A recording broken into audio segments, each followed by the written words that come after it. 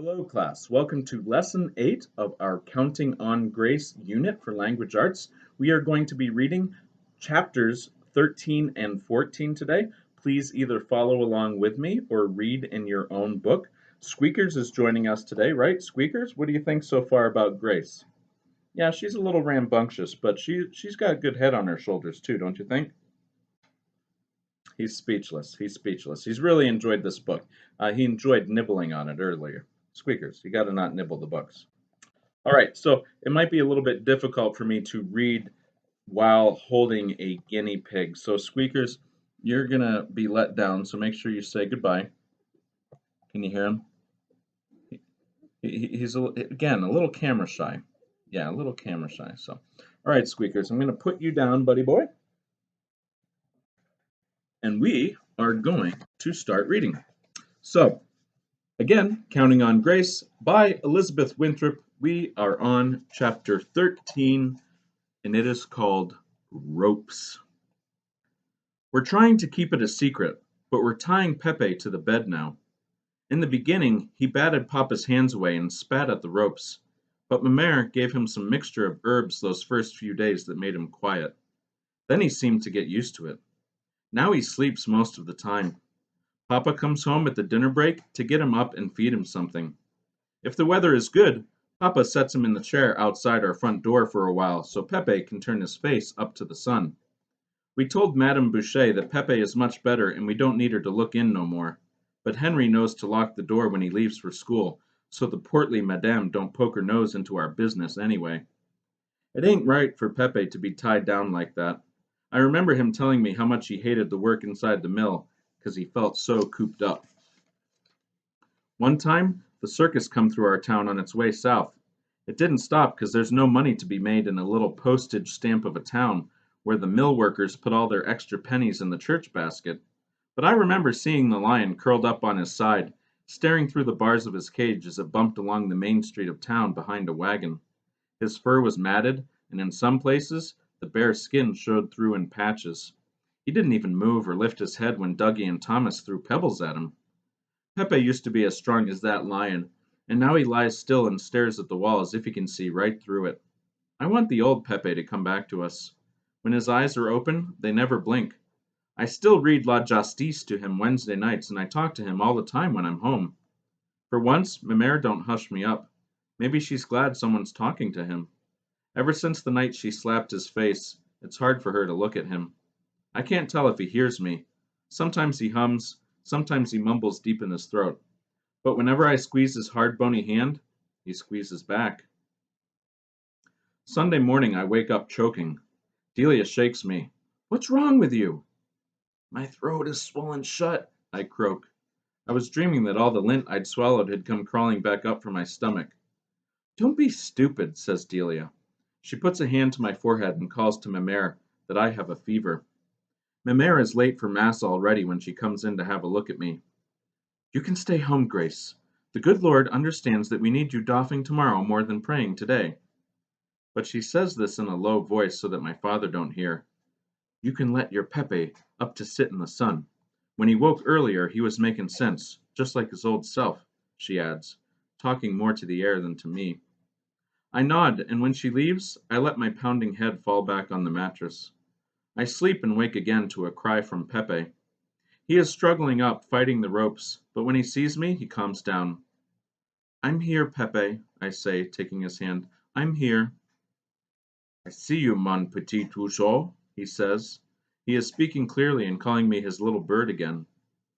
"You look well this morning," I say. My voice sounds thick.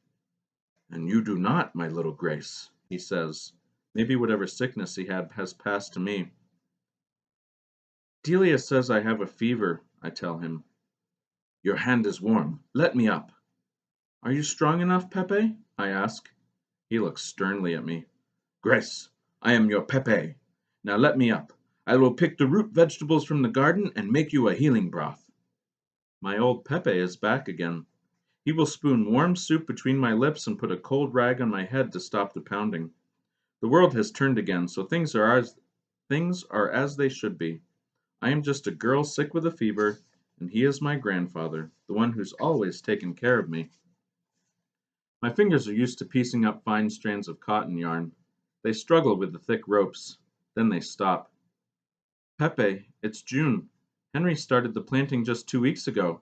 There are no vegetables in the garden yet.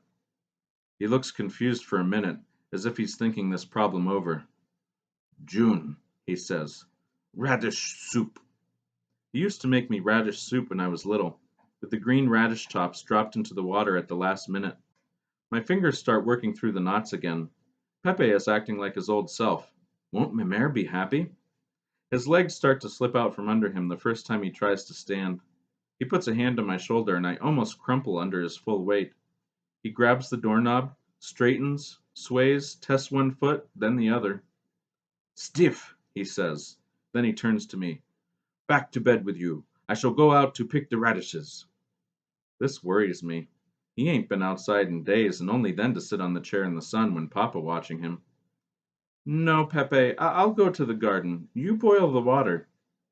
He looks at me again, thinking through this new idea, and I almost laugh out loud at the pair of us. My throat stuffed as fat as an uncooked sausage, and his old legs creaking their way around our kitchen, while his brain tries to sort out my words. We're not much good for each other, are we? But Pepe is talking to me and making sense again. That's all I care about. You're right, he says. You dig up the radishes, and I shall boil the water for soup. When I see he is able to lift the dipper from the pail Henry brought in from the pump, I head out the back door to the garden. He calls once more to me. Grace, he says, tell your mother it's time for me to go. You give your mother that message, from me. He's talking about Canada again. But, Pepe, she'll be home from Mass soon, I say. You can tell her yourself. Yes, he says, and he stares at me hard as if he's trying to hold on to the idea of who I am. Get the radishes, then. I'm dizzy myself, especially when I lift my head too quickly from rooting around in the ground. I think of all the days I've ached to be outside the mill, but this morning the sun on my back feels like a heavy package I have to carry. The radish plants way off in the north corner are puny-looking little things, but the greens will be good. On the way back down the row, I break off some early shoots of lettuce, 1 or 2 from each plant the way Pepe has always learned me. 2 for eating, 3 for growing, he says. When I don't see him by the stove, I think he must have gone to rest in the other room. I take care to pile our small store of June vegetables neatly on the kitchen table where he can reach them easily. The mare will not like the mud on the tablecloth, so I must remember to clean that off. I slump into the seat, everything aching from the short trip to the garden and back. Pepe, the radishes are small, but they'll do, I say, my head down on my hands. He don't answer. How can he possibly hear me when my lips are pressed against the scratchy wooden planks of the table? Pepe, I say louder, is the water boiling? I stumble to my feet again. He's not resting in my room or on his bed in the corner. Pepe is not in the house. Oh, please, Pepe, don't be gone away. Not now, not when I'm supposed to be watching you. Don't give Mamere no more reasons to be angry with me. I remember it is June, and it is a Sunday. Pepe always went fishing on summer Sundays. That's where he has gone, down to the river. I can bring him back before Mass lets out. I can have him tucked right into bed by the time they come up the hill. If only my legs would move more quickly, and that shuttle pounding away in my head would stop slapping back and forth. Chapter 14, The Train. My feet carry me across the empty road and down the path that winds around the schoolhouse. Nobody will be out and about until Mass is over.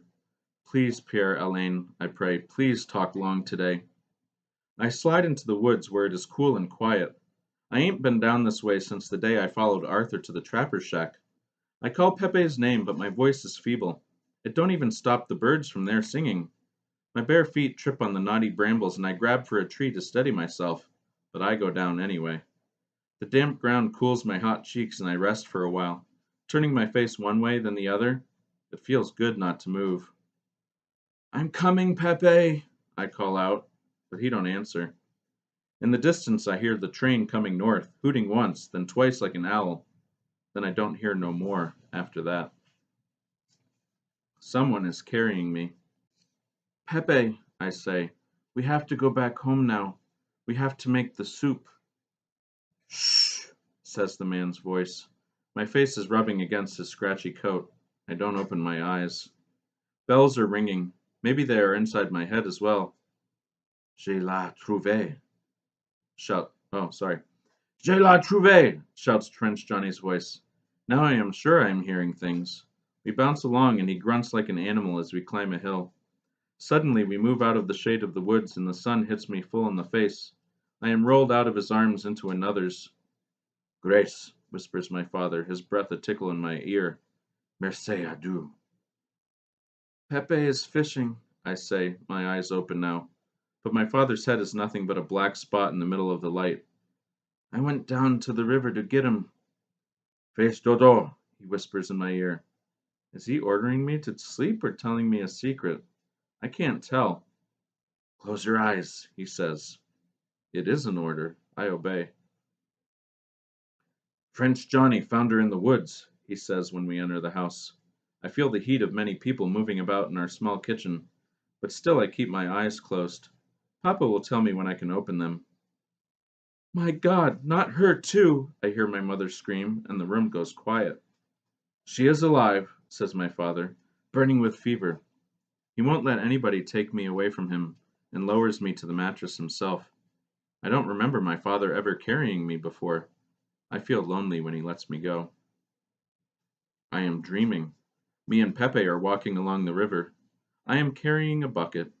Inside, the fish slide around on top of each other and their silver scales gleam in the sun. Then Pepe slips into the river, and I call to him to come back. His head bobs along in the current, and he is waving goodbye to me as he floats away. He is smiling. Are you going home to Canada? I call. I am speaking English to Pepe, and this is strange even in a dream. Yes, he answers. Grace à Dieu. Thanks be to God. That's what grace means. Thanks be.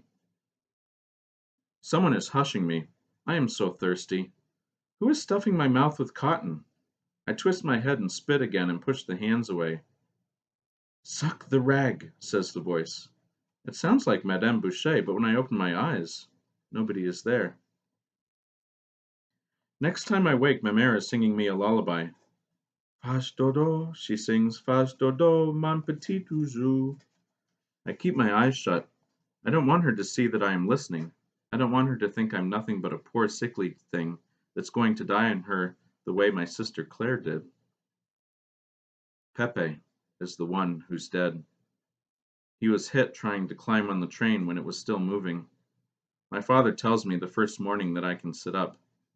I do not believe him. Pepe is floating in the river, I say. My voice is still a croak. He waved goodbye to me. He was going home to Rivière des Loups. My father nods his head. You are right, Grace. Pepe has gone home, but he won't be coming back. I'm too weak to fight against the crying.